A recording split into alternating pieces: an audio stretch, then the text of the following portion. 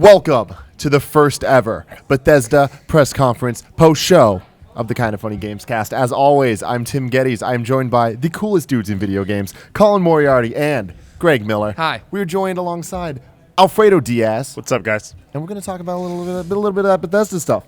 So you were smiling a lot, Colin. What was making you smile? Yo, anyone doubt me out there? Who's doubting me now, Greg? Nobody's doubting you. You were Who's doubting doubting Colin Moriarty. You just got fucking put in the ground, son. When your boy Colin M was saying late last year, Fallout 4 announced and released in 2015, a lot of motherfuckers out there were like, Colin, you're crazy. What are you, stoned? What do you want, those mushrooms? And I was like, no. Nah, son. It's just See, I felt something in my balls. Ooh, I felt deep it so in them balls. deep in my balls. It was Oh, deep in Moriarty. your That's balls. how you know it's I real. felt it when you so feel it in the very balls. deep in my balls. Wow, okay. Yeah. Yeah, Nick felt it in Nick Colin's felt balls. the balls. So here we are. I was right. Colin was right. How does it feel to be right after so long, Colin? A year of Well, being doubted. See, here's the thing about this is Yeah. that I make a lot of predictions that are wrong, right? Yes. We say a lot of things. Some We come do. true and some We don't. all say But things. I boldly made this, and because a lot of people are giving me shit about this. Not a lot of people, but some people being like, it's so obvious. And I'm like, no. I said this before Bethesda said they were doing anything at E3, before Fallout 4 was ever a thing, before anyone knew about it. And it's one of those things where for all the predictions I made that were wrong, like when I said Vita was going to outsell 3DS, remember that? I do remember that that. old chestnut. I remember when you said Little Deviants didn't look terrible. Right, and it wasn't Damn. terrible, but it wasn't good. It wasn't good. But this is one of those where I just stood by it, and I stood by it, and I stood by it, and frankly, I just had no idea if I was right. And But now you know. So it all played out. Yeah. You were It all wrong played about out. the exact date. I originally said November, and so that was And then you fine. got cocky. Well, no, and then people were saying, well, October 23rd is a Friday. The game's going to globally launch on Friday. October 23rd, 2077 is when World War III happens in Fallout War. It's a one-day war. China and the United States exchange their bombs. It's over. I'll give you the So, point. Yeah, I'm going to take the point. Thank you. Well, actually, I didn't predict it in our thing because this was You such- just knew. You just knew. Yeah, I just it was knew. like It's out there already. But I'm very excited. The game looks extraordinary. The game looks absolutely extraordinary. Deep stuff. I mean, saying deep, I think that undersells that. That game. it had is options fuck- on options on options. Of The ability, everything. what is it? I wrote it down. The base weapons that then have 700 customizations, 50 base weapons, 700 customizations. Let alone this whole we're gonna take over towns now and build out your towns and be able to connect them and do all these different things and bring in traders and shit. This game is literally trying to be the only game you'll ever play for the rest of your life. This must be when Mitchie D plays Dota. This must be what he feels like. The fact that he could play this the rest of his entire life. And I thought that was gonna be this year at least the Metal Gear Solid. That Metal Gear Solid 5, The Phantom Pain, Tim. But now I tell I'm you what. familiar with that. You are familiar with that thing. Now we're here, and Jesus Christ. Yeah. Jesus Christ, did that game look awesome. So you guys love your Fallouts. You love We it. love you our love it. Fallouts. You love it a lot. You God, love it a lot. dude. Oh my God. But here's the Dirty thing. with it. Here's the thing. People they love their Borderlands. They love the Metal Gear Solid. They love all this stuff. I'm seeing a lot of aspects from those games. Just like, hey, we're gonna put it in Fallout and just go a little crazy Sure. with the options. And I can imagine. I saw Colin's eyes just like get bigger and bigger, and I was like, fuck, he's gonna pop. Because when they it was really clever the way they showed the game at first, right? Like when they revealed the game, they showed something that looked very familiar. They showed a little bit of like 2077 before the war, but then they just showed something that looked like Fallout. And everyone's okay, no, it's Fallout. And they just held all of their cards to their chest. And the reason that they announced Fallout 4 before E3 was obvious. It's because they were afraid it was going to leak. And I think that was a smart move. You know, you have to trust too many people. That every day that passes, you know, that someone can fuck up. You know, I was thinking about it with. They have the Pip-Boy being customized by a company. They have the guys printing out the big Fallout 4 posters that are all over the convention center. They have the iOS thing. They were dealing with Apple. All of these people knew about this shit. Right. And they didn't say anything, but every day that passes, you are risking someone. We're getting closer and closer to D-Day. Somebody's screwing this exactly. up. So the way they did it was smart because when they revealed the game, it's like, yeah, it's more Fallout, but there's all of these new things in it. There's Right. The game looks fucking extraordinary. Yeah. And as I tweeted just before, if you're not Assassin's Creed, if you are not Call of Duty, if you are not Battlefront, you better run the fuck away from fall 2014. It's gonna because be you a are going bloodbath. You're gonna get murdered. Yeah. Murdered. If you are not one of those 4 games, you're gonna get murdered. This game really scares me because there's so much Halo, of course. to do. Right. Like, I don't know. Since there's so many games in the fall, but this game is like, I don't. No, it's over. How do I even? It's done. Jesus. There's now the time is now. It's like I've been talking, about the lead up of my year, right? Where it was Right. Borderlands, State of Decay, Witcher. Now it's Batman. Then it'll be a little bit of Witcher. Then it'll be Metal Gear. Metal Gear will run into Fallout, and then it will be Fallout the rest of the way. Man. What aspect are you guys looking forward to the most? I mean, Fallout really, 4. like. I don't even know where to begin.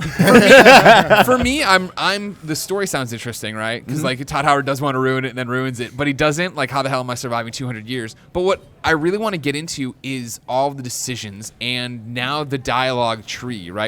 You were talking about the things that's pulled from Borderlands this or something over here. That's the Telltale dialogue system, right? Where you pop up and you have all these different options to say at that one time right there. And then the fact that you get them voiced now, they're different. Todd was talking in the presentation, right, that you can jump in there.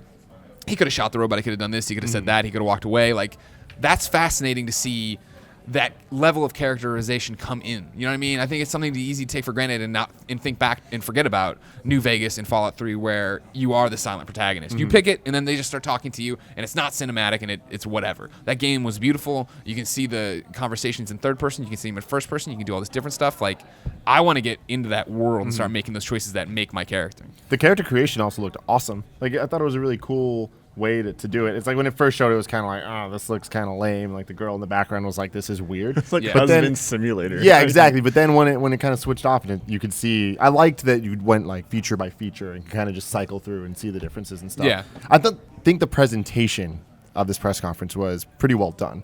There was some moments they lost me a bit, like when they first revealed Fallout. Like, they talked about Fallout 4, and then they showed all the pictures, and it was just like, you knew they were building to something, though. They were getting you yeah, ready. for sure. But I You got to feel like preheat they the could've oven just- before you jump in. I don't know about that, To the Greg. oven. I don't know about Or that. you just jump right in with like Doom, like it did with Doom. Yeah, that was cool. That oven wasn't really preheated. No, that was. Oh, jeez. I won't wouldn't say have- that. I'm game excited, too. Colin, because I did notice that at some point he crouched in Fallout. Oh, he 4. did So crouch. it's good to know that Crouch is back. Crouch my is back, favorite everybody. feature from Fallout 3 It's like is when going to you, return. it's like when you do arm cannon dueling or 3 heart runs in Zelda, you only play crouched to make it harder for yourself. So yeah, the sliderless customization is really, really cool. And a lot of people were flipping out for absolutely no reason that there was no female protagonist or whatever in the trailer. Obviously, Fallout's going to have a female protagonist, so it's cool that it's You can cool. be the wife. So it's cool that you can be the man or the woman. I knew people were jumping the gun on that, but that was obvious. What surprised me was the way he talked about Todd Howard, of course, who's a G, was talking He about. really was.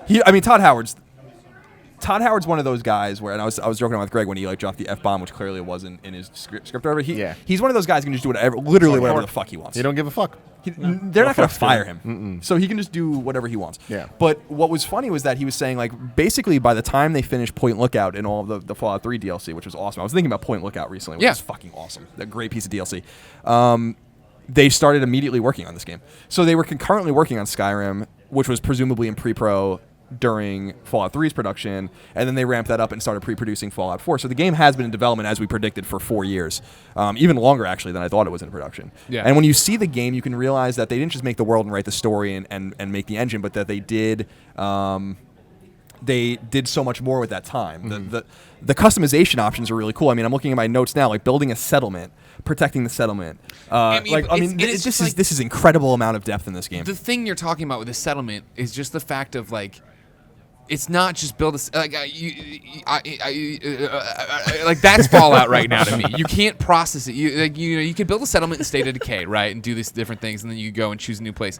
This one you can do that, but I mean, like, they were talking and showing you breaking down lumber and building it however the fuck you want. I mean, this wasn't like you're putting up a wall, you choose a space. This is how it is. Like when they had that fucking Mega Man at the end, Vault Dweller, right, and then they had the die sign and they had this crazy ass electrical thing. It's gonna be fat. Like what the people were popping on my Twitter feed talking about, right? Is like it's almost Minecraft. Well, that's what I was saying earlier. Right? When it's like you see when I brought up Borderlands and Metal Gear and all that stuff. It's like add Minecraft to that. Like this really is like, hey, all the games that you like just getting sucked into and kind of living in. Yeah. Here's a little bit of the fun parts of all of those. But I like how there's like strategy put into it too as well, right? So you build your shelter, but then it's gonna get raided. So it's like, well, how do I want to defend this? Like, what are the weak spots? Like, what do I need to build and like rebuild? And I think that's really cool. Yeah, really cool.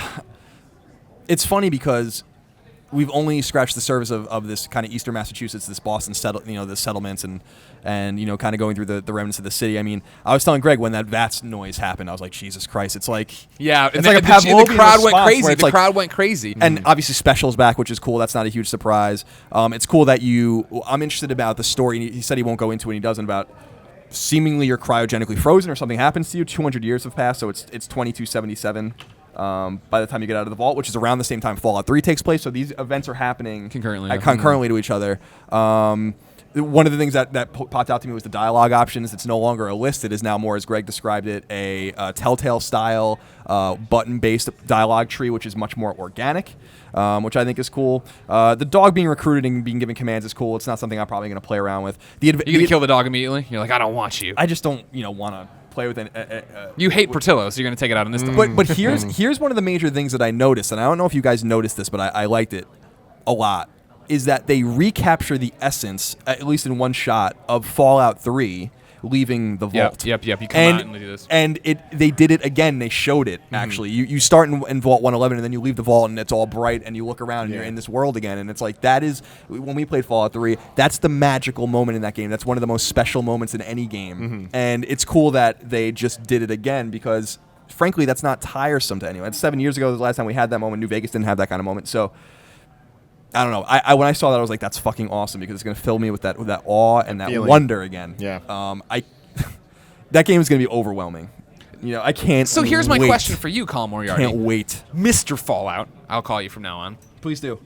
Mr. Fallout. I'd like to know: are you worried about the exact same thing that's happening to you with Witcher happening with Fallout, where you're so overwhelmed you can't make choices, you can't play it, you can't poop? No, I mean, I'll poop when I can. Yeah. But I'm curious about how I take it in terms of Witcher 3 too, because I'm slowly working my way through Witcher 3. I'm doing everything now. I'm a Skellige. In the other areas, I've cleared all of the side quests. I've cleared all the question marks and everything. So I'm slowly getting through. I don't think that this game is going to be that dense. I mean, that's not really what Fallout is. It seems like Fallout is more, and maybe they're going to change it, but it seems to me like Fallout is 25 main quests, 50 side quests that are meatier and take time. They could take hours. Yeah. But it's not a lot of necessarily running around, and every inch of the world is something. There's something about that in Witcher 3 that's fun. It's also overwhelming, but there's something about Fallout where it's not like that, because it's not. I don't want to say it's realistic. There's nothing realistic about Fallout, but it seems a little more grounded in the sense that it's like, you're not going to walk into this building and there's going to be 5 side quests in it and all these things to discover. Some of these buildings are just going to be abandoned. Sure. But I mean, building your thing, getting all the holotapes, getting all the game tapes, playing them all on your this is going to be a platinum that will kill you, Colin. It will, but I got the Fallout 3 platinum. I'm interested to see what the trophy situation is in the game. But the other thing that we were talking about, because we talked about building and all these kinds of, is the customization options in terms of the things you find in the world. And I think that that's a really clever thing too. You guys, I don't know what your experience is with Fallout, but you can basically collect anything you want in the game. Anything. There's a can of shit here. There's a tire here. And you don't do shit with it. You just have all this garbage. When you start the game, when you play Fallout 3 for the first time, you just take everything. And for the first hour, and then you realize you can't move, you're over encumbered, and then you realize that none of this matters. There's only a certain amount of things in the game that really matter. I know. It's populated. You can pick up a beach ball. And in this game, it's like, well, now when you pick up the beach ball, there's plastic, and you can use the plastic to build something. And it's like, it's such an easy solution. Yeah. But really, really, really an incredibly intuitive solution. You have to figure that's where the base building or town building, whatever, is really going to come into play, right? Is that you and I are going to go through and meticulously collect all this the beach shit, balls. Yeah. and then it's going to be we have to store it somewhere. So this is, if you're not a Minecraft player, this is Minecraft. I've started collecting all this shit, now I need to make chests. I've made all these chests, now I need to make somewhere to put all these, you know what I mean? You need to fucking keep going to feed the addiction to keep going, honestly. And of course, Todd points out in his thing, right, that it's all optional. You don't have to jump in and do this with base building kind of stuff. It's like, fuck. Yeah, which I love. I love that there's, this is the type of game that has the game, then it also has 10 other games that you can enjoy if you want to. This game seems like the game of the year that is going to end relationships. There's going to be so many couples that are breaking up because the boyfriend or girlfriend are just like, I'm sorry. Or the best ones just play them together. Well, there's that too, but that's But I mean, I won't see Christine when this game comes out. It's true. This is the end of me talking to Christine Steimer. She'll just go into the room and be done. Grandma Josephine laid up. Oh my God. Yeah, Grandma Josephine not joking around. No. If she's not laying in bed playing games, she's sleeping in the bed. Yeah. Right. So, Colin, here's my question. And this goes for the panel as well, of course. Is there anything at E3 now that can beat Fallout for Game of the Show? No. I don't think so. You see, it's interesting because I do not have that interest in this game. I don't like these open games. Sure. We've talked about this a million times. We did the Let's Play, and it was awesome for Fallout 3 recently. Yeah. I sat down with Colin and played it, and it's like, I get it. I totally get it. I get that it's not for me. And some of those things, and so many people are going to talk shit, and I get that. You're going to get shot. But it's like, I still understand that this probably is going to be game of the show. Overall. And that's the thing. Like, right, we're not talking about our favorite game. Yeah. We're talking about what do you think game of the show is that's going to be this amazing thing. Like, because this seems, I mean, It this seems is one like of the, it. being in this room and hearing the reactions everyone's having, like, Yeah. I don't get it, but Alfredo, I think, is in the same boat as me. But You're there's, I'm not too big of a Fallout. Like, I haven't played any of the Fallouts, but then again, like, I can understand that there's so much depth and quality in this, and it's just like, how do you really beat that? Yeah, I mean, I'm waiting. I want to see, because like there's definitely a couple things I have my eye on, but at the same time, it's like I don't think that they can compete with this. You know, like something like Uncharted 4. Like I think that would be another one that people are gonna be rooting for, but it's like this is different. You know what I mean? Yeah. I feel like Uncharted looks extraordinary too. I can't wait. I mean, Of course, Greg and I are of both course. huge Uncharted fans, but it's a known quantity at this point. So right now, like Fallout 4 is just more exciting. I mean, we'll see what happens when the dust settles. This might even be a more appropriate question to ask in a month after you've Processed it all. processed it and figured it out. Because the thing, Alfredo hit on something that I think salient, which is like Fallout 4 is quality. Fallout 4 is depth. Fallout 4 is non-linearity. Fallout 4 is these things that I think people are to put this into context, Witcher 3 sold 4 million copies in 2 weeks. Yeah. Fallout 4 is going to sell extraordinary amounts of copies. I think that some people really do underestimate how many copies this game is going to sell. I mean, I'd be one of the things I'm taking away from this most is I'd be in boardrooms at Activision, at Ubisoft, at EA being like, I don't know if we want to be in November. Yep. You know, if you're not Call of Duty, if you're not Assassin's Creed, if you're not Halo, you're shit out of luck. Because this isn't only a game that's going to demand $60 from 10, 15, however many million people. But it's going to be a game that takes months of It's their the time. Yeah, I think that's the even bigger thing. You know, people go into the holiday season, and usually you either choose your one game when you're younger, and your parents are buying games and stuff, or you choose only have the handful, and like you talk to your uncle, and you're like, get me this one. You talk to your neighbor, you're like, hey neighbor, it's weird that you buy me Christmas presents, but like I want this one. But this is the type of game that it's like that doesn't even matter. It's just like tell one person I want Fallout 4, and you're just gonna play it forever. Yeah. So then, one quick thing, of course. Tim, yes, many people are watching this on youtube.com/kindoffunnygames or listening to it on the MP3 because this is a Gamescast we're breaking out. We're doing all these different Gamescasts from here. Some people are watching it on Twitch right now. Yes. Twitch.tv/kindoffunnygames. Just Sneaky says the only thing that could beat this 43 game of the show is if Valve comes out and announces Half-Life 3. Which they wouldn't do. Oh, I that's mean, not gonna that's happen, that's like a duh. Yeah, I wasn't my mind, presenting but- that as like that's really going to happen. I'm just letting Greg, you that's know not gonna happen. the bar It's is not. set. No, but that's a good point though. That is what it would take to kind of dethrone this. I also love that this was the first press conference of E3, and they kind of just came out and they were just like, "Yo."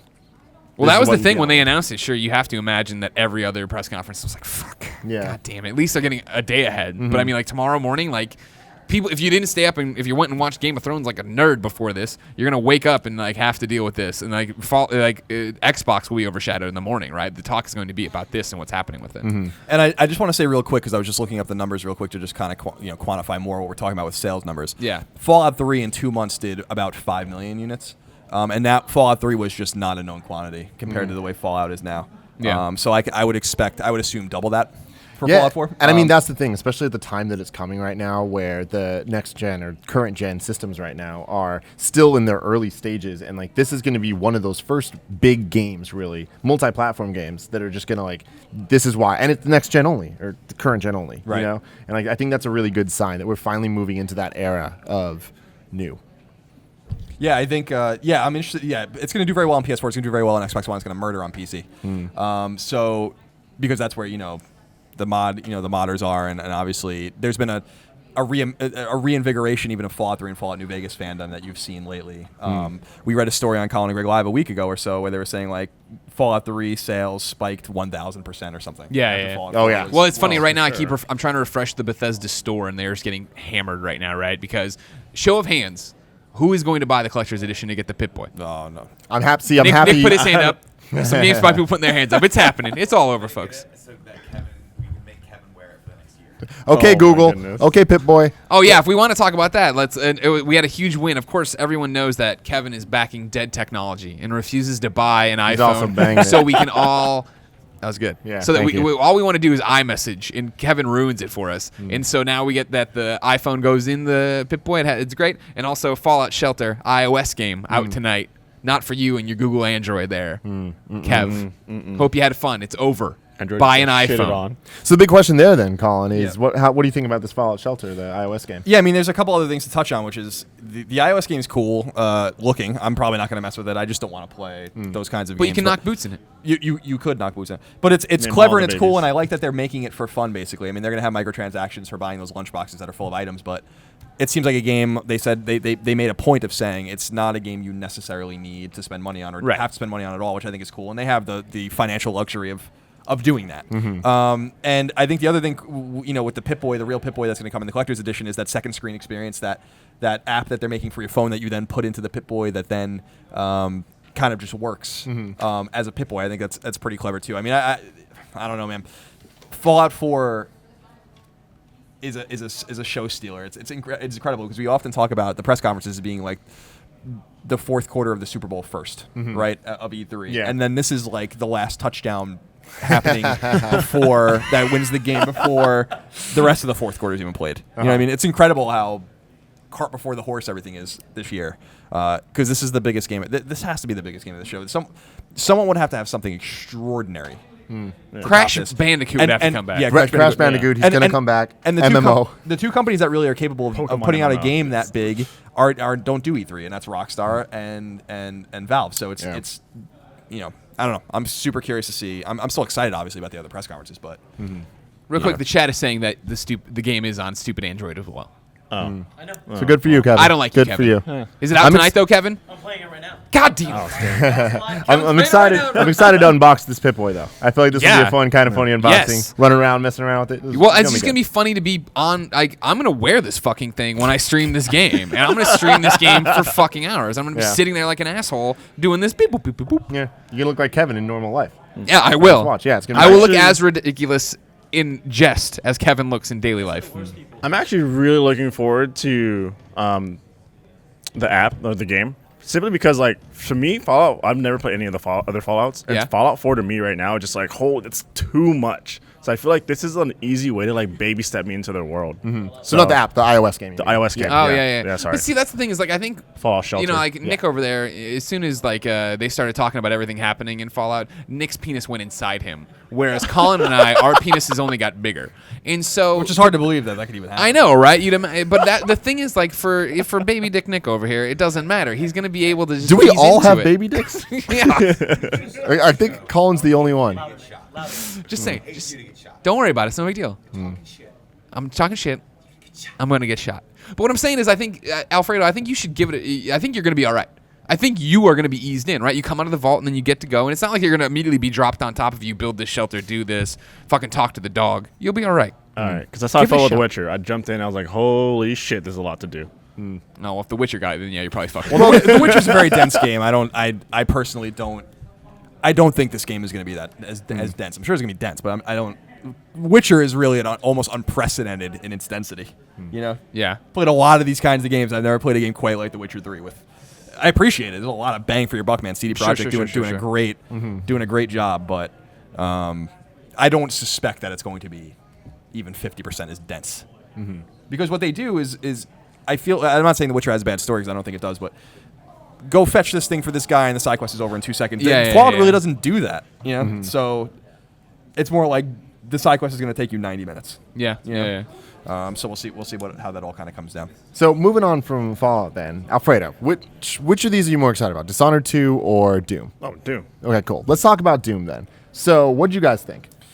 I think it looks Awesome. Fucking beautiful. It's graphic it's standpoint. totally beautiful. It's totally gruesome. Like, I mean, you got that from Holy the very shit, beginning man. where he like steps over, breaks the dude's leg, and then hits him in the head Yeah. with his own foot. You're like, fucking Jesus. Yeah, when they broke out the chainsaw, I was just like, my God. Like, it looked a little canned in the beginning, like the Well, sure, animations yeah, and yeah, stuff. yeah. But then it started like changing up a bit, and I was like, I kept thinking that I wanted to be holding the controller to feel the Right. vibration Yeah, and yeah, stuff. yeah, yeah. And like Nah, that's this game has to be played on a mouse and keyboard. I'm No, sorry. my Shut God. up, you fucking Sorry, it bitch. just does. That was clearly a PlayStation 4 demo they were running it on. I could tell. I have the eye. I saw the frame rate. I knew it was happening. I feel like what I tweeted out about Doom that seemed to resonate with people, which is that this game is not pretentious. This game Right. isn't trying to be anything but fun, and there's a place for a game like that. I like Definitely. story. I like depth. I'll play a game like Gone Home all day, but Doom. When I saw Doom, and it's called Doom, Yeah. It looks like. Yeah, So yeah. there you go. Colin was right again.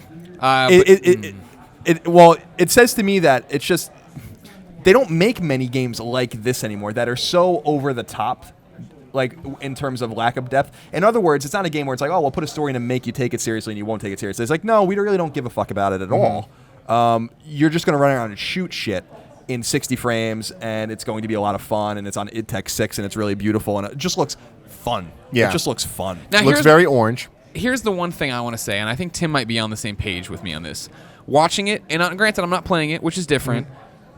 I was is it gonna get repetitive? Yes, I because mean, for that me, was even my the biggest demo worry. went a little long. Where I was like, I started looking at Twitter a little bit more. Yeah. Like, don't get me wrong, I thought it was cool. The super shotgun's awesome. The chainsaw was cool. The verticality, I'm like, yeah, this seems fun. But then it just was at some point. I'm like, all right, well, you're just shooting stuff. Yeah, I mean, I was a big fan of the double jumping. Like they started the demo off with that, and I was like, yes, because this reminds me of the arcadey fun shooters that I loved so much back in the day. And it's not the Alfredo shooter where you need hella skill and you need to actually be good at shooting No, things. just shoot a bunch of stuff. Run around, shoot shit, have fun, chainsaws, right? And I like that a lot.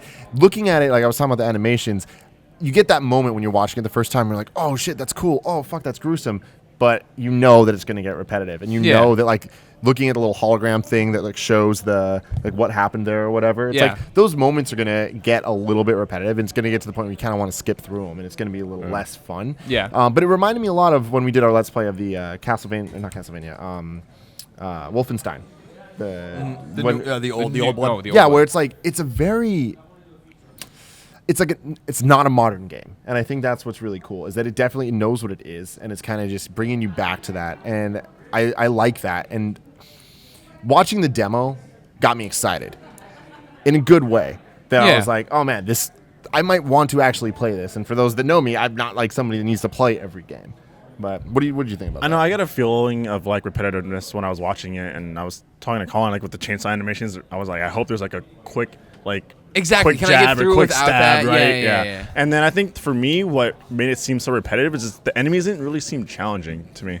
It seemed like And they it's were hard just for a kind demo. of- It's always yeah. hard for a demo to show you what it's going to be like. But yeah, there I'm was not that gonna hold one him part to where it, but it was just like there's enemies. They're just kind of there to be torn apart. he was doing the runaround, right? Where that one part where I thought he jumped over something on it, and like there was a guy who was aiming there, and the guy who was aiming there, and he was just tearing these guys a new one every time he went, which was cool. But it was like, what difficulty is this on? How is this going to work? Exactly. But I don't know. Like I'm not the first person shooter guy. I never have been. You know what I mean? So like, I saw a beautiful game. That its lighting is awesome. That the weapons look fantastic. It seems like it's really moody and cool. But if it's going to be moody and cool and that'll make me play through it, I don't know. Yeah. Yeah, I mean that's the thing. There's not much to say about it because it's Doom, and that's and that's what Doom is. Yeah. And I agree that it lacks a little bit of modernity, but it is different than what Machine Games is doing with Wolfenstein in the sense that Machine Games is taking Wolfenstein, which was also kind of vacant when it was made in 1991, 1992, and making it very story driven. Wolfenstein, the New Order and the Old Blood is very story driven and character driven and slow and plotting. And Doom is fast and bloody and brutal and old school. And I'm interested to see. I feel like this is a game I'm going to like a lot. I love shooters and I like playing single player shooters, which is why I appreciate what Bethesda's been doing. But I'm curious to see how this resonates with other people when it comes out in 2016. Because is this going to be a game that has resonance with people? Is this going to be a game that just sells 1 million copies and goes away? Is it going to be a phenomenon? I really don't know because this isn't the same id that made Doom 3 and. That's just a fact of personnel there. You know? Yeah, and what's interesting, you say that this is Doom, and one of the things that I took away from it is that it lacked a little bit of the Doom, the fear factor, and like the scariness of it. Not that Doom was ever like horrifying, but I do think it was a little more horror element. Like there was more horror elements in it than we saw here. This was a little bit more. You're a fucking badass. But I feel like this is just because you're on God mode. They're doing the demo to make it look awesome. I still think when you're playing, you're going to be going around corners. You'll start running backwards as they come at you. Yeah, whereas this was like literally like I'm going to fucking but punch you that's in thing, the though, like, chest. There was and no tear out your moments heart. like that. You know, in Doom 3, Yeah, like, that's like a true. lot of it was like the flashlight. It was like, dark even though that was flashlight, shit people didn't like, but it had a different feel. Like this reminded me more of like a modern horror movie compared to a classic horror movie where you get scared from the jump scares in the old ones, whereas new horror movies are just blood and gore, and like that's supposed to be Yeah, the that scary makes sense. part. But Am I the only one that's looking forward to multiplayer?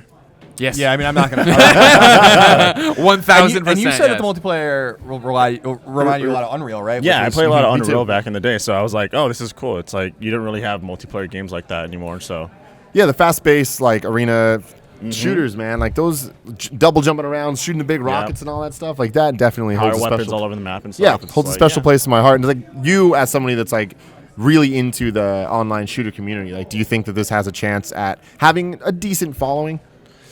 I think it does. Yeah, especially when you can create like a whole bunch of different maps and stuff like that. I think it'd be interesting just to kind of like to play, and I think it can. Yeah, that's the other thing. There's the whole like map creation and all that stuff, which is cool. Snap map. Yeah, That's a terrible name. weird name, but like, But whatever. it makes sense for what they're doing, right? Because you saw it. It's like a simpler Little Big Planet where you can just snap stuff in. Like you want the fire there, you want this. The fire rises. Yes. So I mean, we got the November 10th, 2015 date for Fallout, and for this, they just said spring 2016, PS4, Xbox One, PC, and that's basically the SKUs that every one of their games that they talked about basically are on, with the exception of maybe, I don't know, the Elder Scrolls Legends, which I don't really care about, and Battle Cry. What are you saying? I'm just thinking of 30. Oh, okay. Thank you. Don't worry about it, Nick. Well, the only game we have left to talk about, obviously, is Dishonored. Dishonored. Yeah.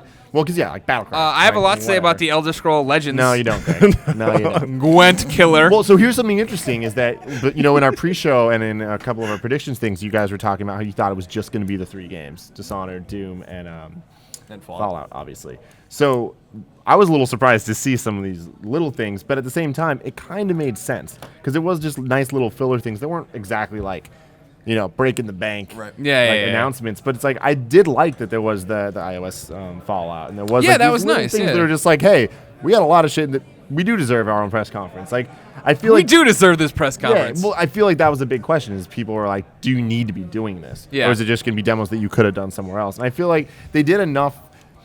This kind of put those smaller games on a much bigger scale, and it made people care about them a little bit more Sure, than if sure. it was just like a headline that would disappear in 2 seconds on a website, I agree with that because I didn't even know Elder Scrolls Online was out on consoles until I walked upstairs and saw my brother playing it. And I was like, oh, that's out now? He's like, yeah, it's out. And I was like, oh. So there you go. Yeah.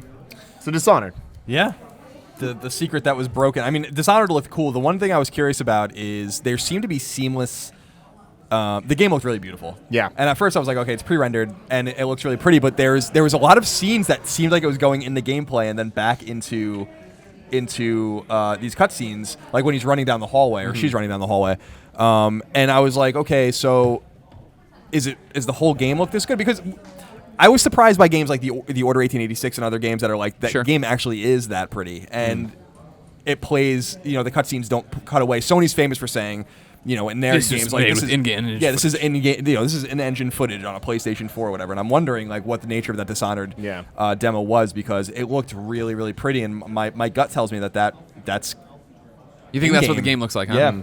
Yeah, I was going back and forth on it because the models looked like it, but yeah, it did look like it was put together. But you get to be the smoke monster from Lost, so yeah. So we're good. Yeah. The CG Also, stuff is what- the magicians over there somehow figured out how to animate a female character. That's crazy. Who would've female thought? assassin? What are you talking about? Yeah, it was really. Yeah, I was excited to see that for everyone that's been wanting to play as more females in games, and that's great. I think the game looks pretty.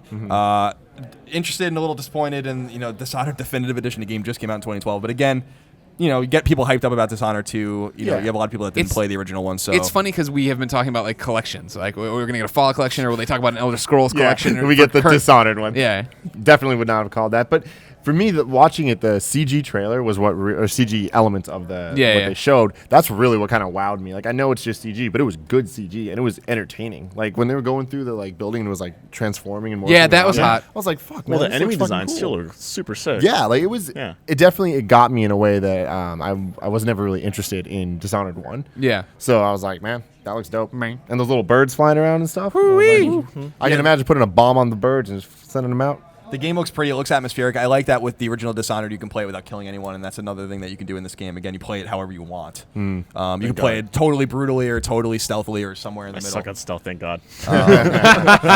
And the game should be pretty different based on that. It's cool that, you know, Bethesda owns Arcane, they own Dishonored, and Dishonored, the original Dishonored was more of a cult hit than anything else. I mean, it sold respectively, and they certainly made money on it, but it wasn't a game that was necessarily obvious that they would go back to. Right. And they did, and I think that that's really cool, you know, that they're doing that. Because really, when you think about it, the games that they talk about today are all derivatives. You know, Elder Scrolls Online, Elder Scrolls Legends, Fallout 4, Dishonored 2, Doom. The only game, Battlecry is the only game that's a new IP. Yeah. And what they're showing is that you can kind of treat these things with respect and make them feel fresh even if they're not.